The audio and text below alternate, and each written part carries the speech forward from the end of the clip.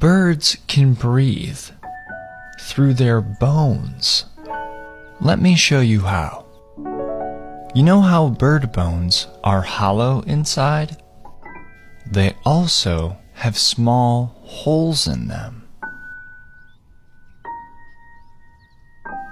These holes are connected to a bird's lungs. When a bird breathes, air can enter these holes and travel through some of a bird's bones, but not all. Birds can breathe through their backbones, their sternums, and even through their leg bones. Penguins don't breathe through their bones as much as other birds. Can you guess why?